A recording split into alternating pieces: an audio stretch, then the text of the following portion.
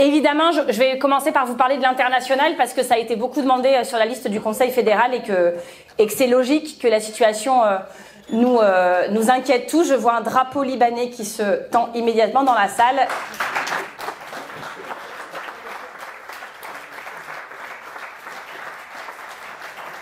Et c'est ce que nous sommes. Voilà. Merci. Merci à toi. Et bon, vous avez entendu le petit mot qu'on a improvisé ce midi. Parce que le traiteur libanais qui nous faisait le repas ce midi sont venus me dire un petit mot en disant on est super content de tout ce que vous faites sur le sujet, merci, tout ça. Et le fait que je fasse un petit mot, ils étaient en pleurs, on est allé discuter, leur famille est dans le sud en ce moment et c'est très dur pour elle et pour eux. Je voulais vous lire un petit mot que j'ai reçu. Je sais pas si Abdesalam, t'es dans la salle. Est-ce qu'il est là, Abdesalam? Il est parti à la manif, très bien. Parce qu'il était là il y a 10 minutes. Mais en fait, il y a quelques années, c'était en 2016, on était allé avec Abdesalam et avec Cécile Duflot, pour laquelle je travaillais à l'époque, on avait organisé une délégation pour aller à Gaziantep. C'était au moment du siège d'Alep. Dans les derniers jours du siège d'Alep, d'ailleurs, le siège était terminé pendant qu'on était là-bas. Et il y avait un traducteur, un jeune traducteur qui travaillait pour l'AFD sur des missions, qui était français et qui parlait arabe et qui nous avait accompagnés pour traduire un peu au débeauté, parce que c'était le maire d'Alep qui était venu en tournée en France, qui a organisé la délégation. Et voilà. Et je suis restée en contact avec cette personne qui s'entretemps mariée avec une Libanaise qui est là-bas et qui m'a fait pas mal de messages ces derniers jours, et je voulais en lire deux d'entre eux pour celles et ceux qui ont peut-être du mal à se projeter sur ce que c'est qu'être là-bas en ce moment. Vendredi dernier, il m'a envoyé le système solaire obtenu pour notre village est à moitié détruit.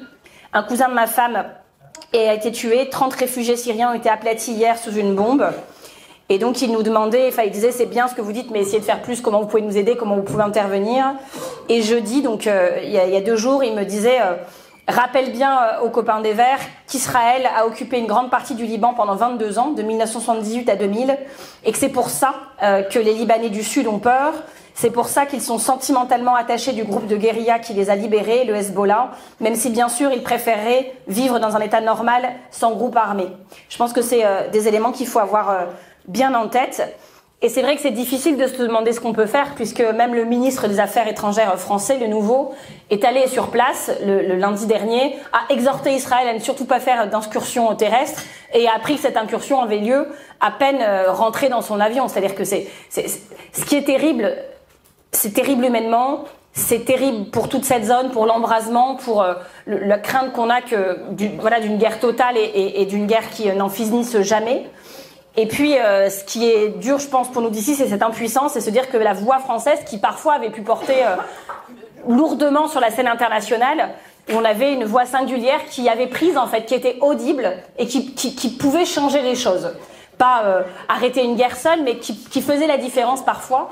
Et du fait de l'action ou de l'inaction d'Emmanuel Macron, en tout cas de la grande confusion qui a régné pendant tout le début du conflit, on a perdu ce caractère audible de la parole française. Il avait quand même commis l'exploit, Emmanuel Macron, de se fâcher en quelques semaines avec Israël, avec tous les pays de la zone, avec le CRIF, avec les associations de soutien aux Palestiniens et avec les associations pour la paix. Il avait fait l'unanimité contre lui.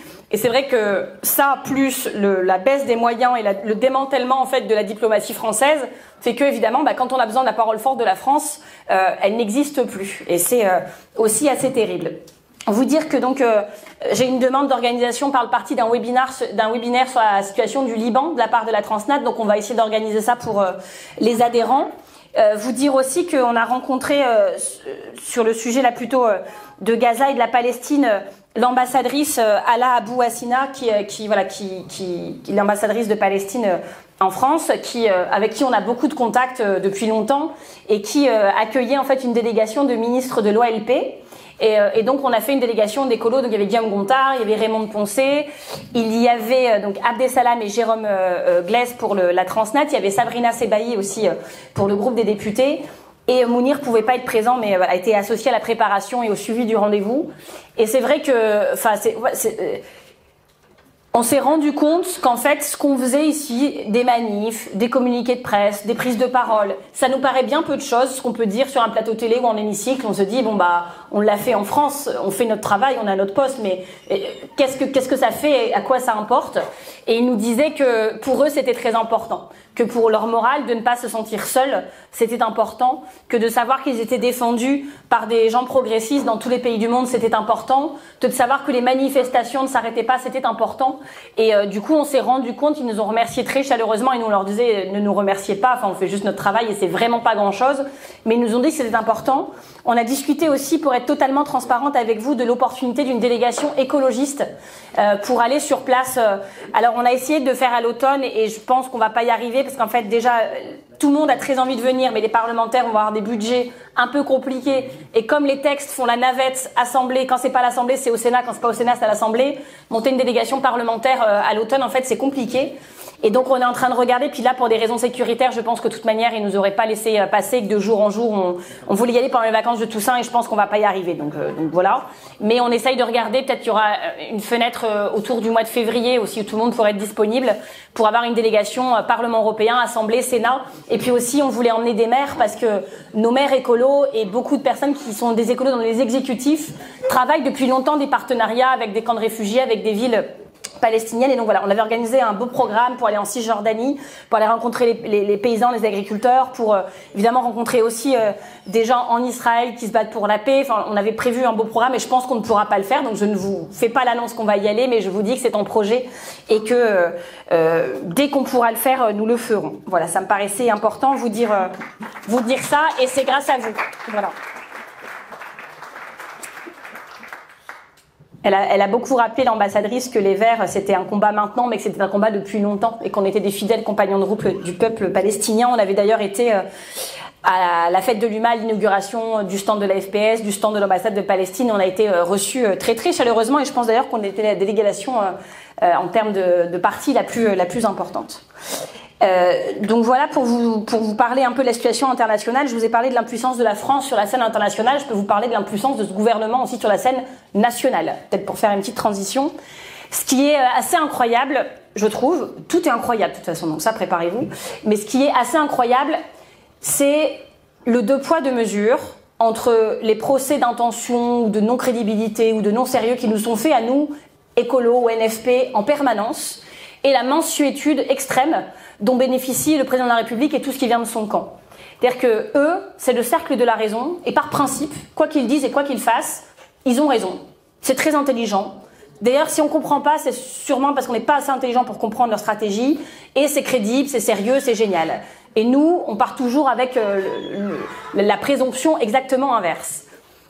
Si un Premier ministre du NFP avait fini par être nommé, et qu'il avait mis 3 semaines pour trouver qui mettre dans son gouvernement, que pendant 3 semaines, d'ailleurs, toutes les composantes du NFP s'étaient embrouillées dans la presse pour dire oui, mais si c'est ça, je m'en vais et je reviens. Enfin, ce sketch déplorable auquel la composition de ce gouvernement a donné lieu, on en aurait entendu parler nuit et jour. On aurait été conspués. On aurait eu des procès permanents en médiocrité et sûrement aurait été mérité. Mais c'est pas ce qu'on a fait. Nous, on était prêts et on avait un projet. Un projet sur lequel on n'est pas en train de se mettre d'accord maintenant. On l'a fait avant de se présenter dans les urnes. C'est-à-dire qu'on a appris une élection, on a décidé de faire une coalition, on a écrit un projet ensemble, on a travaillé l'accord électoral, et quand les gens mettaient un bulletin du Nouveau Front Populaire dans l'urne, ils savaient quel logo était dessus, ils savaient quel projet était derrière, et ils savaient comment on allait le financer. On s'était mis d'accord, surtout pour toute la vie, non pas en 4 jours, mais si on avait dû se mettre au travail, ça aurait été ni facile, ni confortable, ni évident, mais on savait quelle était la feuille de route. Là, on a affaire à des gens qui, 17 semaines après l'élection, ont fini par se mettre d'accord sur le qui, mais toujours pas sur le pourquoi faire.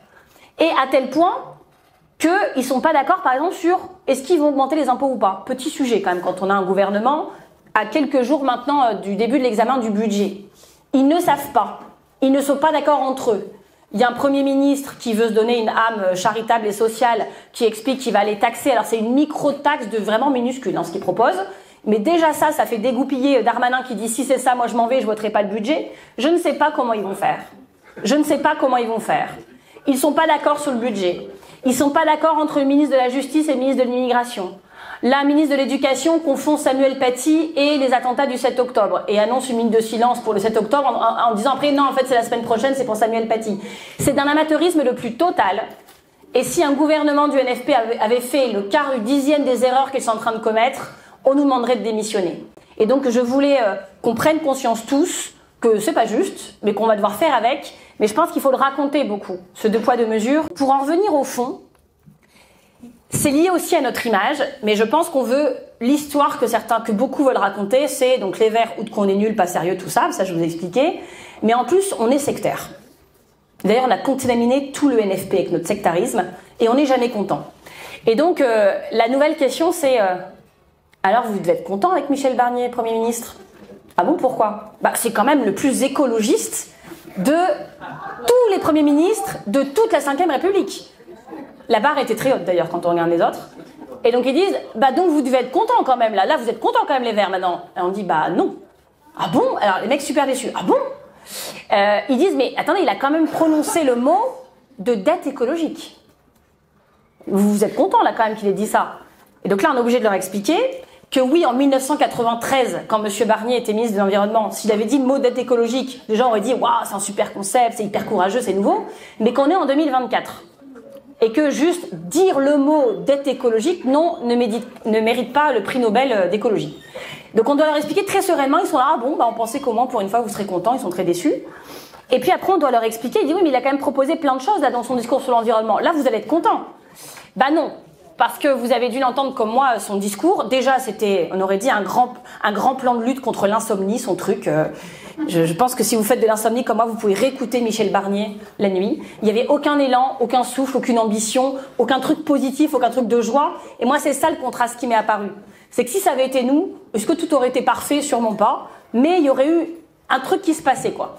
Il y aurait eu une forme d'ambiance, de truc, genre, qu'est-ce qui va se passer? Notre vie va changer. En quoi? Comment? Dans quel sens? Comment ils vont faire? Un truc positif, quoi. Là, c'est du flan, quoi. On voit rien de concret qui va changer dans notre vie, qui va être mieux. Un micro-truc d'espoir au bout du tunnel, rien. Donc ça, c'est la première chose. Et la deuxième chose, c'est que moi, quand il parle de dette écologique, ça me fait penser à quand Bruno Le Maire nous parlait de la dette financière, de la dette budgétaire. Il nous a parlé pendant 7 ans de la dette. La dette, la dette, la dette. C'est moi l'expert. Laissez-moi faire. La dette, c'est trop important la dette. Et résultat, en 7 ans, 1000 milliards de dettes en plus.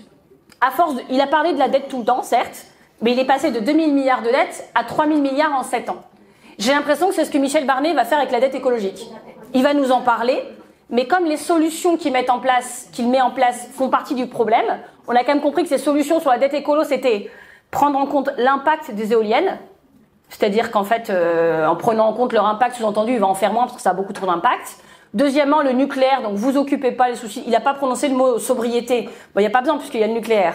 C'est les mêmes gens qui prononcent pas le mot problème d'eau parce qu'ils disent c'est bon, il y a des bassines, c'est des objets transitionnels, comme des doudous, pour dire surtout ne changez rien, ça va bien se passer. Et donc quand on égrène tout ce qu'il liste, y compris on va faire des logements et donc du coup le zéro artificialisation nette là maintenant ça suffit. Il y a un département en France qui disparaît tous les 10 ans du fait de l'artificialisation des sols, mais lui il trouve que le problème c'est le zéro artificialisation nette. C'est nos ennemis qui sont en train de gagner. C'est ça que veut dire le gouvernement Barnier. Et donc on va pas, je souhaite vraiment bon courage à nos parlementaires parce qu'on voit bien qu'à chaque fois qu'ils feront des amendements, ils diront voilà, les écologistes sont encore pas contents et puis ils font que râler, alors que quand même M. Barnier a prononcé le mot des dettes écologiques. Mais comment ils vont faire pour lutter contre la dette écologique avec les coupes budgétaires qui sont annoncées? Il y a 40 milliards de cadeaux fiscaux qui ont été faits aux plus riches chaque année. Là ils annoncent une petite taxe en disant c'est réglé. Ce qui était génial d'ailleurs, c'est que ils disent, moi je me rappelle la manif la veille, donc juste avant le discours de politique générale, il y a la manif, vous savez, syndicale. Et les journalistes viennent nous voir en disant, alors vous pensez quoi du virage social de Monsieur Barnier? C'est-à-dire, là apparemment il va annoncer des trucs sur la fiscalité, il va annoncer quoi? On sait pas, mais on nous a dit ça va être lourd. Ok. Et ils me disent, est-ce que vous avez pas peur qu'ils prennent sur vos plates-bandes de la gauche? Donc là on leur disait non, c'est pas trop ça notre crainte, pour tout vous dire. Avec Bruno Retailleau à l'intérieur, ça risque pas trop. Mais il y avait un truc un peu genre, vous allez voir ce que vous allez voir. Résultat, il annonce quoi? Qu'il va prendre. Il va répartir l'effort, c'est sympa de sa part. Et donc, l'effort, c'est 1/3 sur les recettes. Bon, déjà, c'est pas très égal entre les recettes et les réponses, et les dépenses. C'est 1/3 sur les recettes, avec une contribution ciblée, très très ciblée, et très très exceptionnelle, et très très temporaire. Et l'autre partage de l'effort, c'est 2/3 pour les dépenses, pour tout le monde et de manière permanente. C'est ça la rhétorique Barnier. Mais c'est équilibré, il a partagé.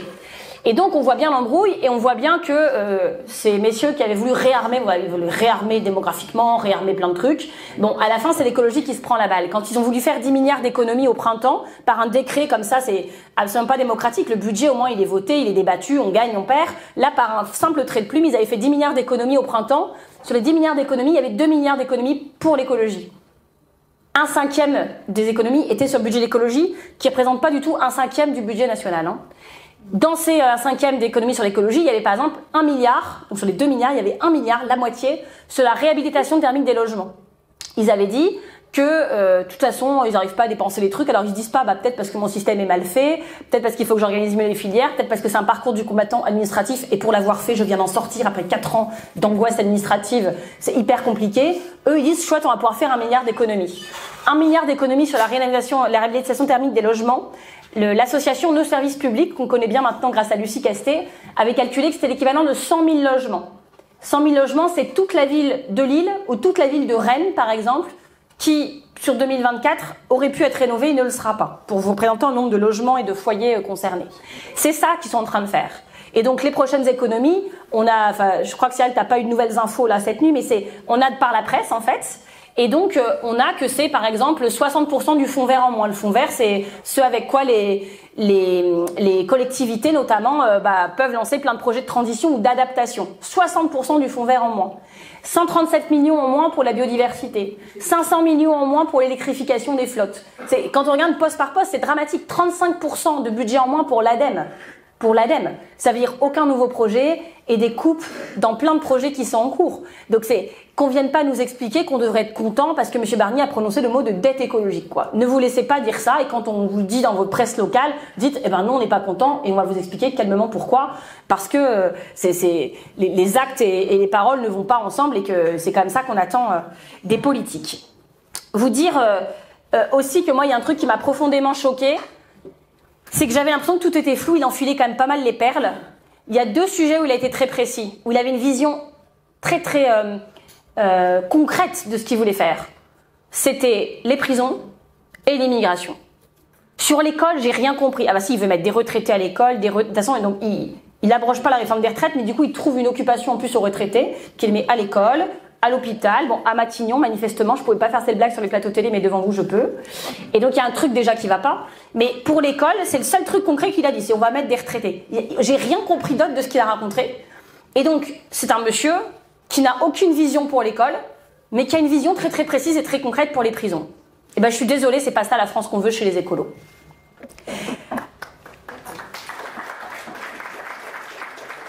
Je voulais vous dire un petit mot aussi sur le RN, mes préférés, sur leur immense hypocrisie, parce que il faut le raconter aussi, vous avez sûrement des électeurs RN près de chez vous, l'avantage là c'est qu'on en trouve quand même un peu plus facilement qu'il y a quelques temps, et vous devez entendre autour de vous, oui mais Marine Le Pen elle nous défend, oui Marine Le Pen ceci, Marine Le Pen cela. Marine Le Pen, elle est très forte, pour plein de choses, pour faire croire aux gens qu'elle les aidera, pour faire croire aux gens qu'elle est la seule solution pour eux, pour faire un peu comme la boule à facettes qui va envoyer à chacun son rayon de lumière et qui fait qu'un ouvrier immigré du Pas-de-Calais au chômage va croire que c'est Marine Le Pen pour lui la solution, pendant qu'une mamie raciste qui préfère les caniches et les Yorkshire que les homosexuels et les immigrés, elle croit aussi que c'est Marine Le Pen pour la solution. C'est quand même fort quand même de réussir à berner tout le monde et à faire croire que... Voilà, on voit bien, il y a les RN de Fréjus, du Sud, il y a les RN du Nord, c'est pas les mêmes. Mais si elle était présidente de la République, elle serait elle la même personne. Elle pourrait pas satisfaire les deux en même temps, c'est pas vrai. Parce qu'il y en a une qui est raciste, et il y en a un qui est... descendant, qui est fils d'immigrés, dont les parents sont venus par exemple chez moi pour travailler dans les mines, et en fait ils peuvent pas s'entendre, ça peut pas converger le truc, mais elle leur fait croire à tout ce que ça va aller. Et la supercherie, elle se voit maintenant, typiquement. Parce que Marine Le Pen, elle a pas gagné les législatives, et ça on peut se réapplaudir, parce que merci, c'est quand même en grande partie grâce aux gens qui sont dans cette salle, par exemple, donc on peut s'applaudir parce qu'on n'a pas Jordan Bardella à Matignon, on s'en lassera pas. Mais sur le Premier ministre, elle a manifestement eu son mot à dire, bien plus que nous. Tout de suite, elle a dit, ça peut pas être le NFP. Pourquoi ça peut pas être le NFP? Pourquoi ça ne peut pas être le NFP? Elle a confisqué à ses électeurs, celles et ceux qui sont précaires, pas tous, mais il y en a beaucoup chez elle qui sont dans la précarité et qui pensent qu'avec eux, ils vivront mieux. Elle leur a confisqué l'espoir d'avoir le SMIC à 1600 €, l'abrogation de la réforme des retraites, les premiers mètres cubes d'eau gratuits, l'école intégralement gratuite, tout ça, elle leur a confisqué en disant non, vous ne l'aurez pas. Je décide que vous ne l'aurez pas. Je ne veux pas de Premier ministre du NFP. Et puis après, elle a donné un peu, vous savez, comme Jules César au jeu du cirque, pouce en l'air, pouce en bas, pour voir qui avait le droit de vie ou mort pour être Premier ministre. Même Xavier Bertrand, quand même, était trop de gauche pour eux. Ça vous donne une petite idée de leur logiciel. Et à la fin, ils ont dit oui pour Michel Barnier. Qu'est-ce que ça veut dire? Qu'ils ont préféré du macronisme empire, une politique au service des puissants, des très très riches, qui va encore plus mettre à genoux leurs électeurs que quelqu'un qui les aurait aidés. Pourquoi par calcul politique? Parce que pour qu'ils puissent avoir une chance de gagner en 2027, faut que les gens soient encore plus en colère. Le RN, c'est la voiture balai. C'est l'endroit dans lequel se retrouvent les gens qui décrochent et où ils disent à un moment, j'ai plus un truc auquel je peux me raccrocher, un espoir, c'est Marine Le Pen.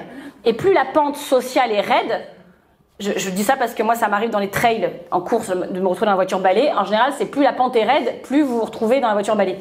Et ben c'est ça qu'ils sont en train d'organiser socialement, économiquement. Le RN, ça les arrange. Et ça, je pense qu'il faut l'expliquer, cette hypocrisie, à leurs électeurs quand vous les croyez. Elle aurait pu vous aider, et les mesures qu'on nous n'aurait pu mettre, elle vous les a refusées, elle vous les a confisquées. Vous dire aussi que du coup, ils sont très énervés contre nous, le RN. Et moi, je voulais dire un mot pour Dounia Lassourette, qui est notre conseillère municipale d'Argenteuil, qui est harcelée depuis quelques jours parce que elle a eu un contrôle de police violent et qu'elle est accusée dans ce contrôle de police d'avoir, à tort, dit-elle, d'avoir dit un truc pas sympa aux policiers sur la police. Et donc, c'est monté en épingle par le RN et repris par certains élus lâches du coin qui disent « Ouh là là, elle a dit un truc méchant contre la France et contre les forces de l'ordre, il faut qu'elle démissionne ». Et donc, on soutient cet élu, le bureau régional d'Île-de-France vient de faire un communiqué de presse, on soutient aussi Zérine Bataré et Quentin Dagon qui ont aussi été pris à partie, lynchés par la Fatoche-Fer. En plus, Zérine n'était même pas à l'endroit où la vidéo est prise, c'était une erreur de sa part. Enfin de la part de Damien Rieu qui l'a ciblé, et comme Zérine est l'avocate, j'ai cru comprendre qu'elle est en train de préparer une petite riposte juridique, elle aura tout notre soutien. Le RN, il nous déteste. Pourquoi? Parce que on se place en travers de leur route. Parce quand on est écologiste, déjà on est moins déstabilisable et moins perturbable que la moyenne, et que nous, instinctivement, quand ils approchent du pouvoir, on sait ce qu'on a à faire. Et donc vraiment, ils nous détestent. Et je voulais vous donner, alors comme j'ai perdu mon discours, par contre j'ai gardé ça c'était en papier, c'est le journal de la ville d'Hénin-Beaumont. Donc il y a des gens des fois qui me demandent ça ressemble à quoi le truc, donc là j'en ai un. Et donc c'est le numéro 113, et donc ce que je vais vous montrer ça fait 113 numéros, ça fait 10 ans. Et donc le traitement de nous, alors ça c'est une photo de la plus belle de moi, je sais pas pour ceux qui la voient, voilà, c'est une photo choisie toujours. Donc c'est l'atome, cette taxe tondelier qui ruine votre pouvoir d'achat avec une photo de sac poubelle. Parce que cette taxe aurait été adoptée à une seule voix près, la mienne. Pas celle des autres, juste la mienne. Et donc, il y a tout un truc pour expliquer qu'à chaque fois qu'il paye 1 €, c'est de ma faute, tout ça. Et ensuite, il y a une page sur Jean-Luc Mélenchon, évidemment. Donc ça, c'est... voilà, donc il y a une citation de Jean-Luc Mélenchon, rapportée par le livre de François Ruffin. Quand il me racontait Hénin, c'était la limite du dégoût. On ne comprenait rien à ce qu'il disait, il transpirait l'alcool dès le matin, il sentait mauvais, ils étaient presque tous obèses. Voilà les propos orduriers de Jean-Luc Mélenchon, et Marine Tondelier du conseil municipal a refusé de les condamner, parce que j'ai dit c'était des propos rapportés, enfin, je voulais que je fasse. Donc ça, c'est la deuxième page. Et puis, à la fin, il y a mon moment préféré, c'est les tribunes de tout le monde, mais la leur est quand même beaucoup plus grosse que la nôtre. Et donc, je vais vous lire des extraits, il faut voir comment ces gens sont cinglés quand même, et surtout que c'est des trucs qui n'existent pas. Donc en fait, on a fait un stand de rentrée à la braderie, et puis il y avait un stand insoumis en face avec Antoine Léaumont, le copain de Christian Soubra, et Aurélien Lecoq, mon copain, qui sont venus à la braderie, ils ont le droit. Et donc ça se transforme dans le journal municipal ainsi. L'opposition lance sa campagne municipale au milieu des drapeaux palestiniens. Je n'ai même pas vu de drapeau palestinien, d'ailleurs j'aurais dû en mettre un, quitte... j'en avais pas, mais voilà. Lors de la braderie d'Hénin-Beaumont qui s'est déroulée début septembre, l'opposition a convoqué la presse pour lancer sa campagne municipale. Les différentes photos et vidéos ont démontré la présence massive de drapeaux palestiniens. Pire, il y a pire que les drapeaux palestiniens. La police a dû intervenir en plein centre-ville lorsque des jeunes venus de Lille sont allés agresser verbalement plusieurs élus municipaux à coups de slogans islamistes. Je ne sais absolument pas de quoi il s'agit. Il est vrai que les députés insoumis, inconnus en dehors des réseaux sociaux, étaient venus parader aux côtés de Madame Tondelier et Taourit. Alors ça, c'est ma copine Inès qui est présidente du groupe, mais elle n'a pas de prénom parce qu'elle est d'une origine qui ne plaît pas au RN. Avec l'arrogance et le mépris de classe des grands bourgeois, qui voulaient ridiculer les ouvriers à la sortie des usines à la fin du 19e siècle, ils ont déambulé dans notre commune, avec comme réaction de la population un mélange d'indifférence et de dégoût face à ces lieux inconnus venus bomber le torse dans une ville qui a pourtant été gravement victime des magouilles de la gauche et de l'extrême gauche. Tondelier et Taourite ne proposent rien d'autre comme programme municipal que l'islamo-gauchisme. Aucune proposition pour notre ville. Leur seul axe de communication, c'est de cracher en permanence sur la ville, avec la complaisance d'une certaine presse, aussi parisienne que Tondelier. Ok. Il est vrai que la campagne municipale de la gauche de Beaumont est tantôt dirigée depuis la ville communiste d'Avion, là c'est pire, les communistes c'est encore pire que Paris, où Taouri et Ranieri viennent prendre leurs ordres, plutôt que depuis Paris, que Tondelier ne quitte plus. Ah ben non, je suis à Bobigny, on va leur dire. Il faut dire que pendant de longues semaines, elle a tout fait pour devenir ministrable, alors qu'elle est la responsable de la pire campagne écologiste de l'histoire des élections européennes, pourtant la plus favorable aux Verts. Encore une fois, pourtant sanctionnée sévèrement par le peuple, elle a été sauvée par les médias qui ont montré un grand roman autour de sa personne, alors qu'elle n'est qu'une opportuniste prête à tout pour se faire voir et tenter de progresser électoralement. Oui, ça c'est une bonne idée, qu'on progresse électoralement, on va le garder. Tantôt au téléphone avec Macron, tantôt contre lui quand ça la sert, tantôt hostile à Mélenchon, tantôt à sa remorque pour obtenir quelques postes, elle incarne une duplicité, une capacité à changer en fonction des circonstances que les Français ne supportent plus en politique. Attention, c'est le dernier paragraphe, c'est souvent le meilleur. Mais la lassitude finit toujours par arriver. Et la veste verte se retrouvera bien jour au pressing. Ça, c'est Jean-Luc, on reconnaît ton rire à chaque fois. Là encore, c'est un pur élément de marketing, hérité de Laurent Wauquiez, qui paradait jadis avec sa parka rouge pour être sûr que les médias ne la ratent pas. Qu'on se le dise, Tondelier est en toc. Bon, c'était un extrait. Mais ça fait quand même 38 pages et c'est tous les mois, donc c'est le 113e numéro. Pourquoi je vous lis ça ? Un jour, je ferai un spectacle comique avec tous les extraits. Mais c'est pour vous montrer qu'en fait, la propagande, ça écrase tout. Et qu'en fait, il faut qu'on fasse attention. Il y a ce qu'on fait, et ce qu'on fait est toujours juste. Et il y a comment c'est perçu par des gens de mauvaise foi, mais le critiquer, il en reste, enfin diffamer, il en restera toujours quelque chose, c'est vrai. Moi, j'ai quelqu'un qui habite dans ma rue. Je posais mon fils à l'école il y a quelques temps, qui vient voir en disant « Ah, bah, vous êtes revenu habiter ici ?» Je dis « Bah, enfin, j'habite dans votre rue. » Elle me dit « Bah, je sais, mais j'ai lu dans le journal que vous habitez plus là. » Je dis « Mais j'habite là. L'école est là, mon fils est là, mon mari est là, la voiture est garée là. » Oui, j'ai une voiture, je vous avais pas dit. Et elle dit « Bah oui, mais j'avais lu dans le journal. » Je dis « Oui, mais c'est le journal du maire. » « Bah oui, mais c'était écrit. » Oui. Et donc, il y a un truc comme ça qui est dingue et il faut se rendre compte que ce n'est pas un parti comme les autres, qu'ils utiliseront toujours les armes les plus folles et qu'ils ont des gens qui ont décidé de les croire. Et il y a un truc, c'est ce qu'on peut lire sur les réseaux sociaux, c'est un journal écrit, d'ailleurs ils ont engagé une guerre folle contre la Voix du Nord, en disant la Voix du Nord n'aime pas les habitants, la Voix du Nord n'aime pas les habitants. Et donc les gens disent ah bon ils nous aiment pas, ben on se désabonne. Et donc du coup c'est devenu la seule source d'information et la page Facebook de la ville, bah là il y a plus de, on peut plus commenter en fait. C'est-à-dire que moi je suis un tiers des habitants, enfin tous ceux qui n'étaient pas d'accord avec eux sont bloqués. Et donc quand vous allez, il y a lui qui dit des trucs horribles et il y a que des gens qui disent vous avez raison monsieur le maire, vous avez vraiment raison monsieur le maire, vous avez raison monsieur le maire. Et si vous dites un autre truc vous êtes radié.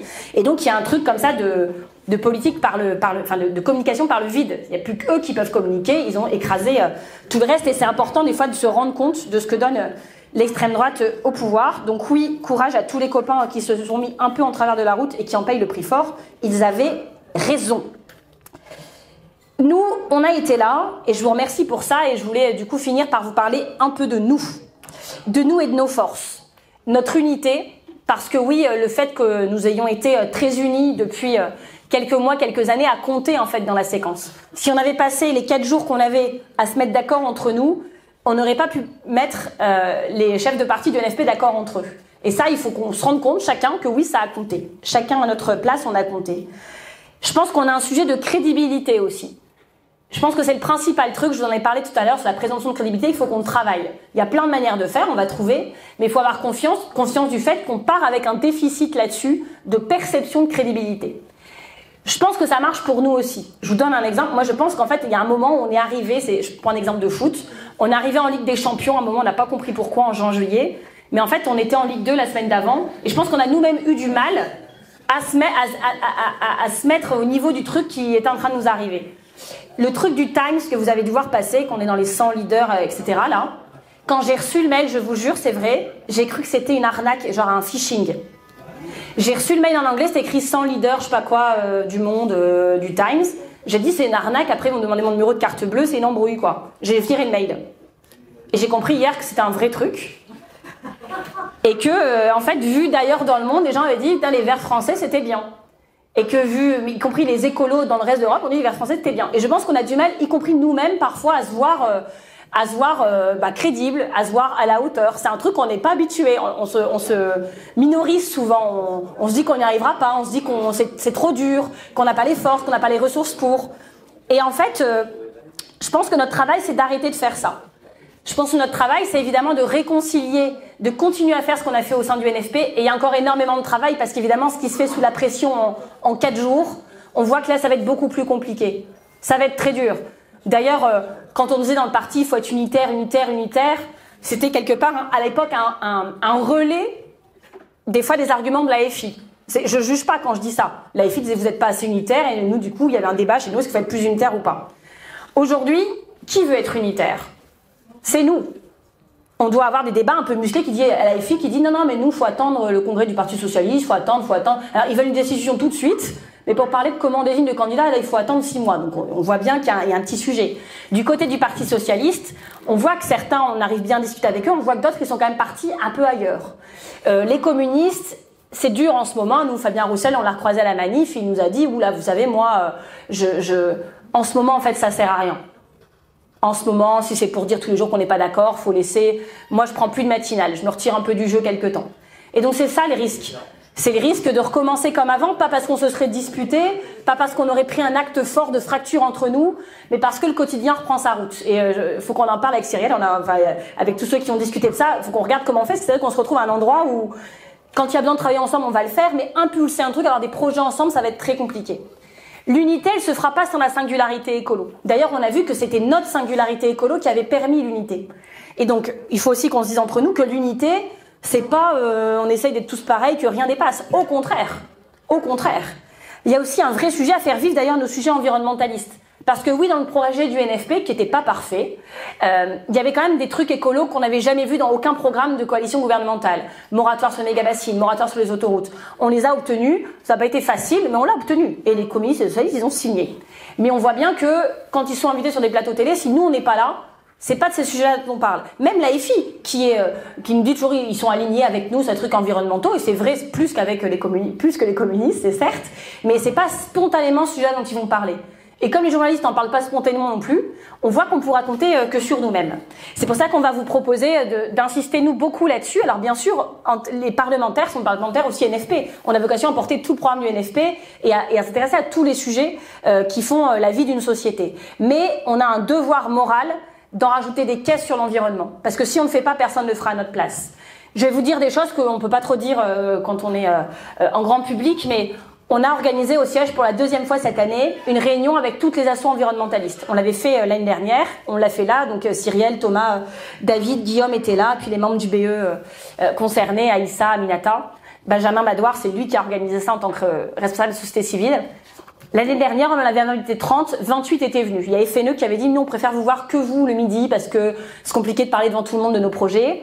Et puis Greenpeace n'avait pas pu venir, je crois. Puis les grosses assos avaient quand même envoyé des gens, des chargés de mission, voilà. Là cette année, ils sont tous venus. Les 30 qu'on avait invités, les 30 sont venus. Il y avait le président de FNE, il y avait le directeur général de LPO qui a quand même 650 salariés, donc quand ils envoient leur DG, c'est pas n'importe quoi. Il y avait Sandrine Bélier d'ailleurs qui était là. Il y avait WWF, il y avait la FNH. Ils étaient tous là. Et le RAC, 30 assos. Ils sont venus écouter ce qu'on avait à leur dire. Et d'ailleurs, il y a plein de scénarios où on aurait pu avoir, je sais pas qui, Premier ministre, où la planète écolo, pas politique, mais au sens peuple de l'écologie, aurait pu se diviser. Entre ceux qui disaient, on n'ira pas, on n'y croit pas, et ceux qui disaient, est-ce qu'on n'aurait pas pu essayer d'aller chercher des choses? Là, unanimité de tout le monde, y compris il y avait les shifters, même eux, ils disaient, non mais on peut pas, Barnier, on peut pas. Agnès Pannier-Runacher, c'est pas possible. On la fréquente depuis quelques semaines. Alors nous, évidemment, on peut se dire des fois on a un rapport politique, donc on est dans son opposition, donc c'est normal qu'on l'aime pas. Là, l'ensemble des assos, unanimité pour dire ça ne va pas. On n'attend rien, on sait pas comment on va faire, on n'a même pas envie d'aller au rendez-vous. Et ça, faut s'en rendre compte aussi. Donc ça, c'est des choses qu'on essaye de mettre en place. pour jouer notre rôle de parti écolo. Et on y arrive. Alors, on y arrive aussi parce qu'on ne crie pas sur tous les toits, parce qu'on va pas faire des communiqués de presse pour dire toutes les hostos étaient chez nous, parce que ça les sert pas. Enfin, si on dit on est tous ensemble contre le gouvernement, eux, ils peuvent plus jouer leur rôle d'assaut non plus. C'est pas ça leur rôle d'être contre le gouvernement. Mais on arrive à créer ces liens qu'on n'avait pas forcément pu nouer avant, et c'est un travail collectif du mouvement et des parlementaires, et ça, c'est important. On va aller voir Michel Barnier si un jour il nous propose une date. Je sais pas si tu as eu des nouvelles dans la matinée, moi non plus. Je crois qu'il est pas très pressé là depuis tout ce qui s'est passé. Il doit gérer d'abord Darmanin, après il verra les Verts. Et donc voilà, il nous avait appelé en disant est-ce qu'on peut se rencontrer. Nous on avait dit oui sur le principe. On a des choses à vous dire, mais voilà, déjà on était très ferme sur le fait qu'on voulait pas le voir avant la composition de son gouvernement parce que c'était très très clair et pour lui et pour nous que on n'allait pas trop parler de la composition de son gouvernement, c'était leur histoire, c'est pas la nôtre. Et puis il m'avait dit, c'était le vendredi où il avait été nommé, il m'avait dit je suis un optimiste, je pense y arriver pour le mercredi. Bon, spoiler alert, ça n'a pas marché. Et donc ça a mis 3 semaines et c'est arrivé tellement près du discours de politique générale, c'est vrai que c'était bizarre d'y aller la veille du truc. En plus on avait voté la censure, donc le rendez-vous aura lieu là s'il nous rappelle dans les jours qui viennent, et nous on ira en mettant, évidemment il y aura le programme du NFP, évidemment il y aura des sujets je pense de méthode parlementaire dont Cyrielle et Guillaume parleront bien mieux que moi. Il y a la proportionnelle qu'on porte depuis longtemps, qu'on a mis nous dans les rencontres des chefs de parti à Saint-Denis, que Mélanie, que Jérémy Yordanov ont mis aussi dans le débat parlementaire fermement dans les 2 assemblées. Et puis il y a tous les sujets environnementaux parce qu'on a des remontées, aussi beaucoup de hauts fonctionnaires du ministre de l'Environnement qui nous contactent nous maintenant en disant on n'a plus confiance qu'en vous. Dites-lui ça, essayez de sauver ça, faites quelque chose pour nous là-dessus. Il y a des scientifiques, il y a des experts, il y a des associations, il y a des citoyens aussi qui nous écrivent tous les jours, parlementaires, partis, pour dire aidez-nous là-dessus. Et donc on a prévu d'aller avec un doc un peu bien ficelé pour apporter un peu toutes ces remarques à Michel Barnier. Non pas avec un grand espoir de ce qu'il va en faire, mais on aura rempli notre rôle au moins là-dessus. Vous dire aussi un petit mot de ce qu'on est en train de faire, parce qu'en fait, depuis ce qui s'est passé en juillet, je sais pas si c'est pareil, vous les parlementaires, mais on est beaucoup plus sollicités en fait. Et ça, bon, c'est bien, c'est positif, mais c'est intéressant de voir un peu par quoi et pour qui on est sollicité et ce qu'on en fait. Il y a les passages obligés. Là, dans le mois dernier, quand je regarde un peu ce qu'on a fait, il y avait la fête de l'UMA, la braderie de Lille, enfin les trucs qu'on fait à chaque rentrée. Il s'est passé des choses, il y avait certains d'entre vous qui étaient là, qu'on n'avait jamais vu. À la fête de l'UMA, on avait un stand écolo. D'habitude, le stand écolo, c'est le repère des écolos qui sont à la fête de l'UMA, ils veulent retrouver des écolos. C'est un peu le point de rencontre. Là, moi, quand j'ai fait le discours ou quand on a fait les soirées, car ok, Samia t'es passé aussi, franchement, on ne connaissait, du coup je connaissais Samia. J'ai vu un moment Guillaume Edouin aussi, il y avait quelques jeunes écolos quand moi j'y étais. Mais voilà, on connaissait, je sais pas, 10 personnes sur plusieurs centaines qui étaient dans l'attente. Et ça, c'est un truc qui nous était jamais arrivé. Et les gens restaient, voulaient écouter, poser des questions. Il y a un truc assez incroyable qui se passe et il faut qu'on le mesure. Il y a aussi des rencontres plus impromptues ou plus improbables. On est contacté en ce moment par des gens où on se dit, c'est bizarre qu'ils nous contactent. Ils veulent travailler avec nous, pourquoi? Et je pense que ça correspond aussi à l'idée qu'on a eue de faire baisser les préjugés mutuels. Non pas parce que tout d'un coup on serait plus ancré sur nos valeurs, solides sur nos appuis et qu'on aurait changé d'avis dans la vie, mais parce qu'il faut aller s'ouvrir. Il faut aller s'ouvrir, et le fait que des gens qui nous parlaient pas du tout veuillent nous rencontrer, même si on sait qu'il y a beaucoup de choses qui nous séparent, c'est déjà un signe intéressant. Et donc j'ai été contactée par exemple pour Impact France. Impact France, c'est 3000 entrepreneurs qui se réunissaient, c'est des entrepreneurs mais pas le MEDEF en gros, qui voulaient qu'on vienne leur parler et eux ils se sentent comme nous, ils se sentent un peu dans le insider-outsider, ils se sentent les outsiders du milieu économique.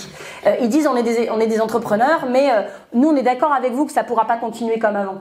Quand on dit, René Dumont disait l'utopie ou la mort, mais nous on n'est plus les utopistes, on est les réalistes, ils partagent ça avec nous. C'était la même chose quand je suis allée à France Digital. Eux, c'est beaucoup de start-up, etc. C'était le président, c'est le président de Blablacar. On a fait une interview, franchement, c'était un truc sur la scène, un entretien. La première question, c'était pourquoi l'écologie, c'est de gauche? Est-ce que vous trouvez pas que vous avez raté une occasion en prenant pas Cazeneuve et maintenant vous avez Barnier? C'était ça les premières questions. Donc, je me suis un peu énervée. Et après, c'était hyper intéressant. Et tous, ils venaient à sortir en disant, franchement, c'est intéressant. Il y en a qui faisaient back market. Vous savez, les téléphones où ils réparent. Ils disaient, nous, on a besoin de ça. Enfin, on a besoin de vous. On a besoin des critères à la BPI pour quand on fait des trucs de relance. C'est pas les bons critères. Les critères de la BPI sont pour nous un blocage. On n'est pas considéré comme une innovation, alors qu'on innove tout le temps, puisque les téléphones progressent tout le temps. Si on veut les réparer, on doit progresser plus vite que les fabricants de téléphones. Et on n'a aucun crédit d'innovation. Ils montaient le truc injuste et eux, ils sont d'accord avec nous. Je suis allée voir aussi les pêcheurs en colère à l'Orient avec Damien Girard. Et alors c'est vrai que les mecs étaient bruts de décoffrage. D'ailleurs j'ai capté, j'ai dit c'est quand même pas vous qui avez été dans le jardin de la copine de Sea Shepherd pour la menacer. Il fait si non mais moi j'étais en deuxième ligne. Je fais bah ça par exemple c'est pas possible. Mais par contre on peut parler de choses. Et on parlait de la disparition des ressources, du changement climatique, de comment en fait le gouvernement favorise la grosse pêche industrielle par rapport aux artisans. Et lui d'ailleurs il nous disait mais le maire de Lorient, il est de Lorient, il est président en fait des pêcheurs de Lorient.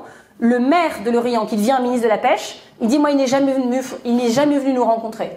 Il n'est jamais venu sur le port de Lorient parce que lui il va voir les gros, il défend les industriels. Mais nous les petits locaux, il vient pas nous voir. Et vous, Damien Girard a passé une nuit en bateau avec moi. Vous êtes venu, voulez-vous venir en bateau? Donc j'ai invité Mélissa qui fait la pêche au Parlement européen à venir avec moi parce que j'irai pas toute seule. Et que j'ai le mal de mer, contrairement à mon prénom. Donc on va faire ça. On a été voir la CGT Énergie aussi, le PDG d'EDF qui nous ont invités à faire un débat sur l'hydroélectricité à la fête de l'UMA. Un débat entre la chef des Verts et la CGT Énergie Mine, je crois que c'était jamais arrivé. On est allé à la centrale à charbon de Saint-Avold, où ils disaient, vous savez qu'il faut changer. Ils disaient, moi, le charbon, quand c'était mon grand-père qui l'extrayait dans la fosse d'à côté, je voyais pourquoi il fallait le brûler chez nous. Quand maintenant on me fait brûler ma centrale à charbon par du central qui vient d'Afrique du Sud, je vois pas l'intérêt. Et donc c'est des ponts qu'on est en train de créer. Alors là, ça va un peu trop loin parce que j'ai été contactée par un président de fédération de chasse. Donc je crois que c'est un piège. Je ne vais pas y aller. Mais voilà. Et puis il y a tous les déplacements traditionnels. Il y a l'EPR de Pinly. On aura manifesté le week-end prochain. On a été sur l'anniversaire de Lubrizol. Je suis allée aux journées des écologistes bretons aussi pour voir les régionalistes bretons avec qui on s'était un peu fâchés aux européennes, etc. Donc on continue le travail. Je serai d'ailleurs demain à Marseille. Enfin non, demain je suis ici. Mais je serai lundi à Marseille et puis à Saint-Étienne mardi. Et puis aux journées de la ruralité à Épinal, etc. Donc on va continuer à sillonner le pays. D'ailleurs, petit message de service, j'aimerais bien aller sur le chantier de la 69 parce que je suis toujours pas allée. Et à Stocamine, c'est mes 2 prochains, je pense, déplacements que je dois organiser. Et puis on va même au-delà des frontières puisqu'on a beaucoup aidé au municipal belge. On a fait un déplacement à Ixelles. Pour ceux qui connaissent pas, c'est la plus grosse ville de la banlieue bruxelloise. Et c'est un peu la ville des Français de Belgique.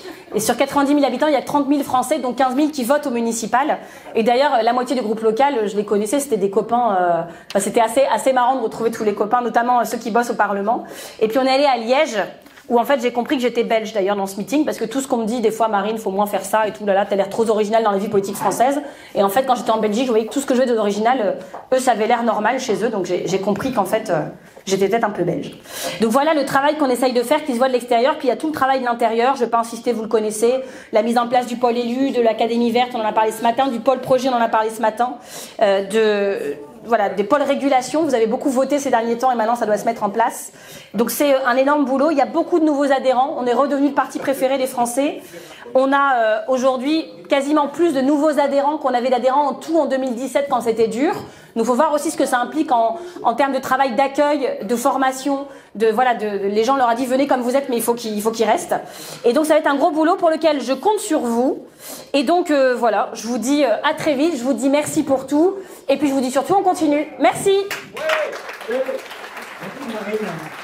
Alors je remets le micro.